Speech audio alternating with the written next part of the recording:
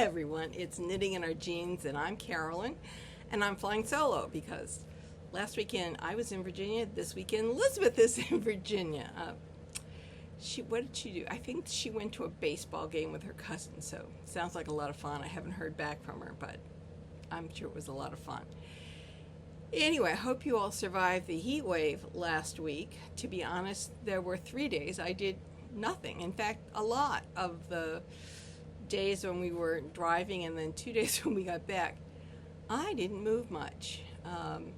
We had left the air conditioning on in the house to a higher level, like warmer temperature, less cold, so that when we came back, it wouldn't take forever to cool down the house, and I'm glad we did that.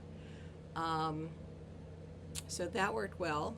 We have managed to order chairs for the dining room. They were so cute. We had bought our dining room table from Pompanesett Mills in 1983, so 42 years ago, and we still have the sales slip.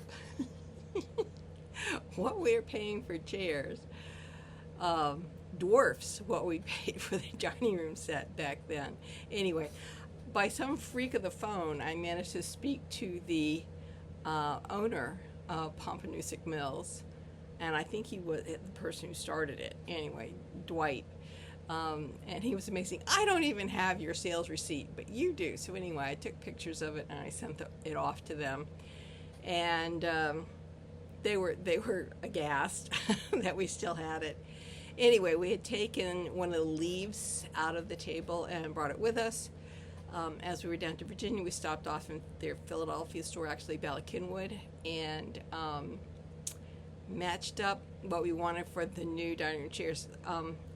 Our older design really isn't very back supportive, so while they were good when we bought them, and probably for about 10-15 years after that, we have managed to wear them out, and they are fabric slings for the seats, but there's not a lot of back support, so it's not a good design for us at this time of our life. So we went and got more structured chairs, and they should be coming in something like 6 to 8 weeks, so that'll be nice.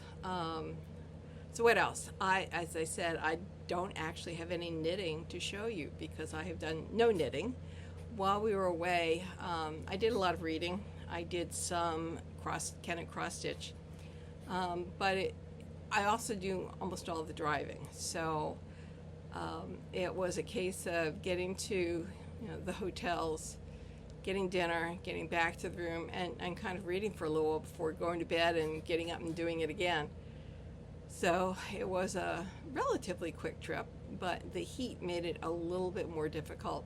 Car performed marvelously. I am in love with my car, so that is great.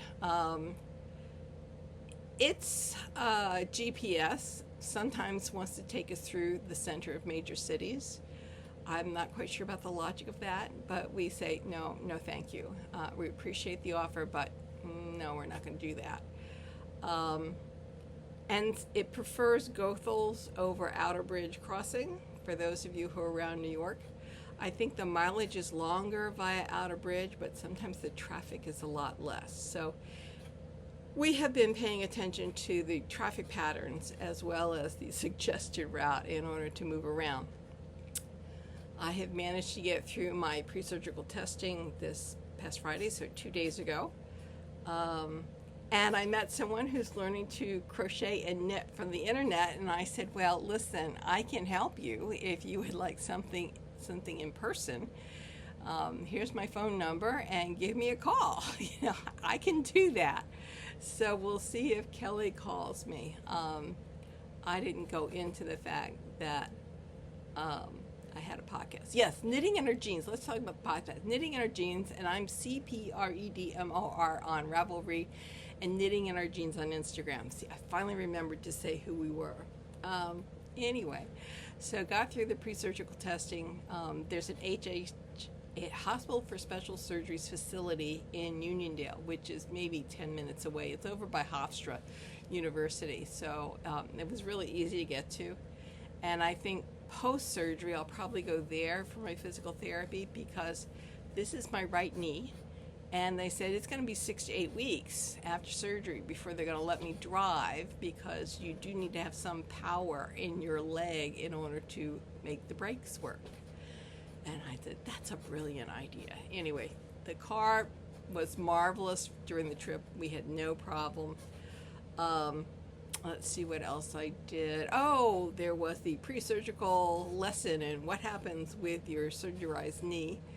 So we got home in time. We left Tuesday morning by the Delaware Memorial Bridge early enough to actually to drop Richard off in Neola to pick up his car, which was getting repaired, and for me to get home, have a brief lunch, and then get on a Zoom meeting at 1 o'clock. So that was really, good. So I've done all of that. They then sent me links to another app for my phone, which they wanted me to link with my watch, which I've done, and I'm supposed to check that every day to have me do stuff.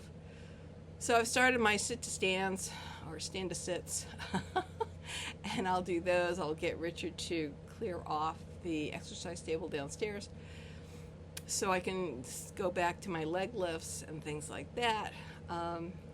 Basically get a little bit more in shape before surgery, because I'm going to have to be all those things afterwards. And the more in shape I am now, the better I will be after surgery. So it's in 15 days, as my app wants to tell me.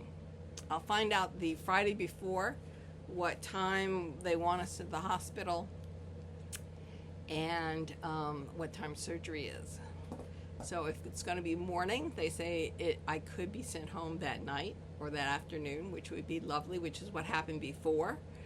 But there were exigent circumstances then. It was during COVID, and they really didn't want anybody to stay. And I can remember we had to be in at like 6 o'clock in the morning that day, and they were doing the nasal swabs to do the COVID testing, and something was 7:30, and I think they trundled me off at 7:30, maybe 8 o'clock for surgery, and I was back in the car, I think, by 4 o'clock and on my way home. So we'll see what happens this time.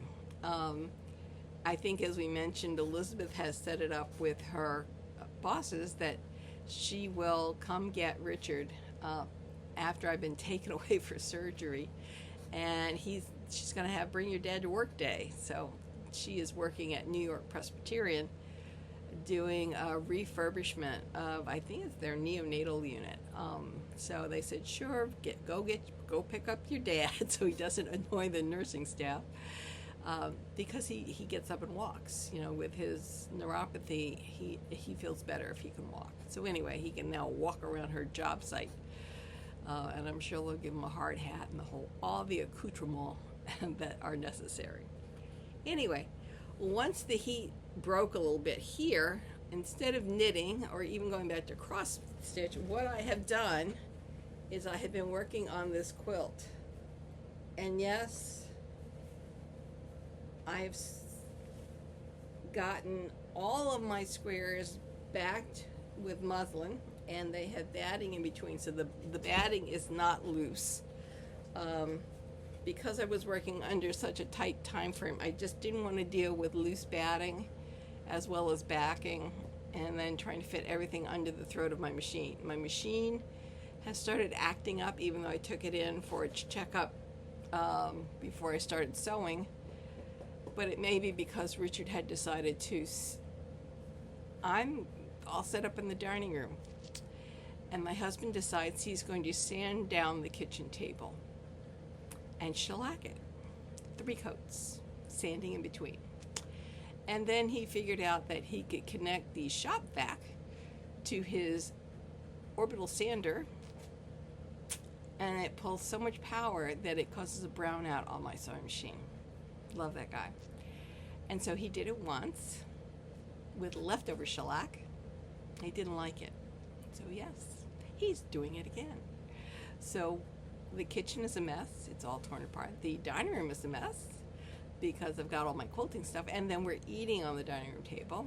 So not something we normally do. Normally I can just leave my crafts out on the dining room table. Not now. Anyway, I have this one strip. There are a total of 7 strips that are 8 squares wide. I am hand basting each square together with its neighbor. I'm dyslexic. I think I've mentioned this before. So patterning is not the easiest thing for me. Bridget said, you're not really playing to your strengths. Really, dear? Really? Thank you. Anyway, I laid it all out this morning in preparation for sewing the squares together into strips and then the strips together to make the whole. And we found 4 more 16 patches that something's twisted in them. So either, so I was lucky on 2 of the squares, the problem child was down here in the corner, and it was either because this was twisted so that these were lights and the darks were this way, or there was one that had the 2 darks this way and the 2 lights here. Lovely. So I pulled apart those squares, I re-sewed them, but then I still have 2 9 patches where the problem child is in the middle. I'm not taking it apart. What I'm going to do is I've made 2 more small 4 patches, and I'm going to hand sew those over the problem children in those 2 squares, and then I will sew the squares together. So that's my plan for the rest of this afternoon. I'm going to attack those 2 squares that need to have their center patches fixed, because I've already made those 4 patches, and then hopefully I'll get the rest of these strips sewn together. That's my goal, because then tomorrow I can hand base the strips to make the whole. And once I make the whole, then I can sew the 2 borders on, lay out the backing, and then there's new batting to go around where the borders go. Kind of pin that all together, and then start quilting the backing to the front. So I think I've made it manageable so that nothing will shift on the front, and with enough pins the backing shouldn't shift either. So it's moving along. I've got 14 days basically, so I've got 2 weeks from today to get as much done as I can, and we'll see what happens. Not bad. So anyway, that's my story. Weave in your ends. I'm picking threads off of this. So there's no weaving of ends, but I'm cutting loose threads and I'm picking loose threads off and trying to get it done. I don't know that I'll get any knitting done between now and when I go into surgery. After surgery, I'm hoping that this quilt will be done, except for maybe some hand stitching, and then I'll be back to knitting and doing my handwork. But then the promise I made to the church will be fulfilled, and that's really what I'm concerned about. So anyway, hope you have a good week. I hope to be back next Sunday, and if it's not Sunday, it'll be Monday. Just thinking about it. This is 4th of July is coming this week, and we're going to be away. We won't be home until Monday, so I'll probably post on Monday, so I'll keep you apprised. Talk to you later. Bye-bye.